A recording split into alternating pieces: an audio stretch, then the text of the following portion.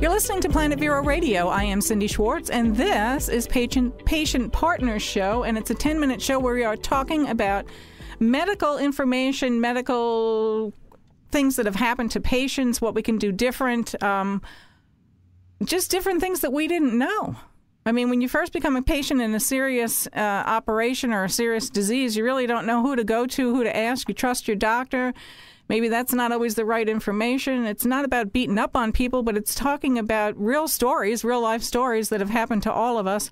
And so today we have one of those real life stories, and her name is Mary. She is calling in. And I also have my co-host, Jeannie Roller. She is on Skype with me. She is from Indiana. So, ladies, I'm so happy to have you on with me, and we're going to get right to it. We're going to ask Mary to tell her story and to figure out, the three of us and all the listeners out there, what can we do better, who can we talk to, and what kind of help we can get. So, Mary, go ahead. Tell us a little bit about your story and why you decided to talk with us today on Patient Partners. Okay. I had surgery in December, foot surgery. And it wasn't a real serious operation, but it was outpatient surgery, but it was at a hospital. And the day before my surgery, the hospital called to get patient information, patient background, medical information, which I guess is standard procedure. And the lady that I spoke with from the hospital went over a few things with me, and one of the things she said was that I would not be allowed to wear any undergarments. And this was for foot surgery. That seemed strange to me because I'm having foot surgery. So I didn't understand it. I told her that I didn't understand it, and she said it was a bacteria germ issue, that most hospitals or surgeries require you not to have undergarments on. And I didn't believe that because I've had foot surgery in the past, and the time that I had it before, I was able to wear my sweatpants. So it just seemed a little strange, and I said, well, I'm going to call my doctor's office. So I called the doctor's office and spoke to the girl there that answered the phone and told her what my problem was, and I was a little upset. And she said, well, I'm so sorry. Let me check with the doctor. Mm-hmm. And she checked with the doctor, came back on the line, and told me that I would absolutely be allowed to wear my undergarments. So I said, great, fine, no problem. So I got to the hospital. My husband took me to the hospital the next morning, early in the morning, and the doctor came in to visit me before my surgery. And we didn't really discuss that. She just told me, what to expect and everything. But after she left, they started me on IVs. And then the nurse told me that I couldn't wear my undergarments. And I said, that's not correct. I talked to my doctor's office yesterday, and they told me I could. And she said, no, ma'am, you can't. Well, at that point, my husband was there with me. And I knew if I didn't go ahead and do the surgery, he'd be really irritated. So I thought about it for a minute, and then I was already hooked up to the IV, and I'm like, okay, we'll just do it. I'll deal with it afterwards. We'll just do it. Mm-hmm. So. And you kind of thought it was going to be okay. Well, I didn't really think it was going to be okay. It was just, before you have surgery, you're so nervous anyway. Mm-hmm. Mm-hmm. They had already given me a sedative, and I really didn't know, what to think. Okay. Mm-hmm. I just wanted it over with. Yeah. And I had already psyched myself up for it and everything, and so it was not probably a couple of days after my surgery that I called the hospital and asked to speak to a patient advocacy representative, because I looked online about it, and most everything that I read online did not agreed with me on being able to wear your undergarments during foot surgery. Mm-hmm. I didn't find anything that said, no, this is not allowed.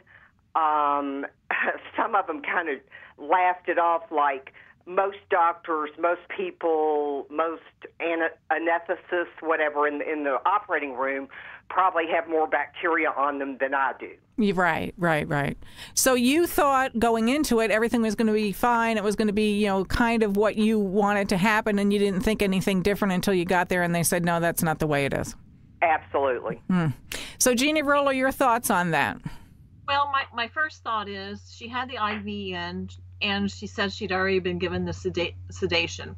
Most likely she'd been given Versed or fentanyl, and both properties of those drugs make you submissive or compliant. They know that. That's probably why they waited until after the sedation had been given, because patients usually are more compliant, more submissive after sedation. So, of course, they didn't say anything until then. It's like with my husband, they led us to believe everything was going to be okay. And then it wasn't. So my thought on it is I wonder what the discrepancy is between what the surgeon said was possible and what the actual hospital said is possible. So in the couple of minutes that we have left, Mary, tell us, you did follow up on it. Tell us what's happened to date from December of answers that they gave you or how you feel betrayed.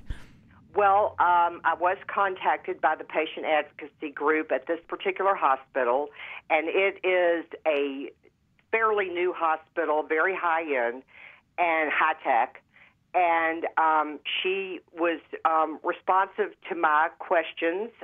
She said that she would discuss it with the people at the hospital, discuss it with the people in charge of the OR, and would get back with me. And I never heard back from her, so I contacted her again, and she did get back with me and said that they had to figure it into their budget for getting surgical undergarments for patients to wear during surgery. And I said, okay, that's fine. Let me know the outcome of your budget meeting. And you had said to them you would have bought the garments had you known. I did tell her that. Okay. I told her I would have been willing to pay $10, $15, $20, whatever a pair of Depends or whatever they have to order for surgical undergarments would cost. Okay, so that lets out the idea that it was germs. Yes. I mean, in my opinion, that lets out that idea that it was germs. I said, if we could just get some kind of surgical undergarments, I know that they can be provided. If they can give you a surgical gown to wear into the operating room, then why can't they have surgical undergarments? Right, yeah. Jeannie Roller, your thoughts?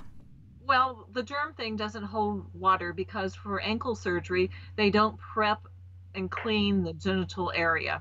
So if you are more likely to have germs with your genital area being exposed than rather it being covered up. Really? That's what I think too. So why are they requiring this? I don't understand it. Well, that's what nobody's been able to explain it to me yet. Well, that's what go ahead. That's what we're doing these shows. In my opinion, it's about power and control. Yeah, I don't know. We don't know. We're trying to get to the bottom of it. The confusing thing about it is when they say about the surgery and the germs, why then have world-renowned surgeons devise these surgical garments and they're okay using it? So It just doesn't make sense to me. It doesn't make sense to me either because it would probably be fairly lucrative for them. Right. Let's go into that business. Right. I mean, you know. Right. And I'm laughing with you, not at you. I mean, it's insane. I know, and I would think that most people probably would be willing to pay for these undergarments. Right. Throw another $50 on the bill and let's call it a day. Yeah, Mary, I really appreciate you calling in. We're going to go quick to Jeannie Roller. Give the contact information for your Twitter handle. And I will also say that Misty Roberts is one of our partners as well. Her Facebook with Medical Patient Modesty. Okay. My Twitter handle is Rights for Patients. And I'm also on Facebook at For Patient Rights. And you've been listening to another portion of Patient Partners, and we look forward to you listening to us again. Stay tuned on Planet Vero Radio.